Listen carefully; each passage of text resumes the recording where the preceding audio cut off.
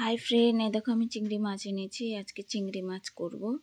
চিংড়ি মাছটা অত ভালো পাইনি, একটু সাদা সাদা হয়ে গেছিলো, তাও নিলাম। তাও এটার দামে 150 টাকা পোয়া বলছিল, তাও 120 টাকা করে নিলাম। দেখো একটু মশলাটা পিষে নিয়ে দিয়ে মাছ ভাজা হতে হতে আজকে কাঁচা লঙ্কা দিয়ে করছি।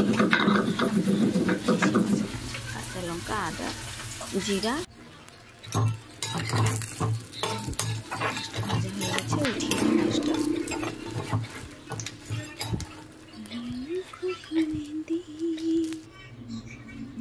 উঠিয়ে নিয়েছি। এখন মশলাটা দিয়ে দিই। পেঁয়াজ আর জিরা সম্বাস দিয়ে করলাম, কারণ আমি ভাবছি যে ভিডিওটা অন করে দিয়েছি, তা আবার দেখছি ভিডিও অন হয়নি, তার আগে পেঁয়াজটা দিয়ে দিয়েছি। তো যাই হোক, জিরা সম্বাস দিলাম আর তার উপরে পেঁয়াজ দিলাম, দিয়ে এবার মশলাগুলো দিয়ে দিয়েছি। টমেটো বেটে রেখেছিলাম, টমেটোটাও দিয়ে দিলাম, দিয়ে এখন একটু জল দিয়ে ভালো করে নেড়ে নেব। আমার ছেলে ঝোল খায় না, শুকনা শুকনা সব জিনিস শুকনা, আর আমার মার লাগে ঝোল।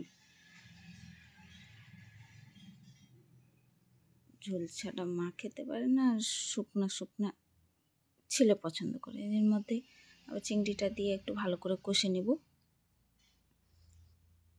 ভালো করে কষে নেওয়ার পর তারপরে এবার জল দিয়ে দেবো এর উপরে।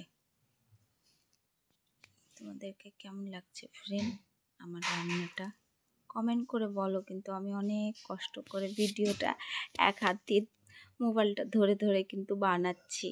প্লিজ তোমরা কমেন্ট করে বলবে কেমন লাগছে তোমাদেরকে। হয়ে গেছে, কষে গেছে, এখন জল দিয়ে দেব এর উপরে। জল দেওয়ার পর একটু ভালো করে আর একটু ফুটিয়ে নেব, কষিয়ে নেব। কষানোর পর নামিয়ে নেব। এদিকে দোকান দেখো, এদিকে রান্না করো, তো ঝামেলার শেষ নাই।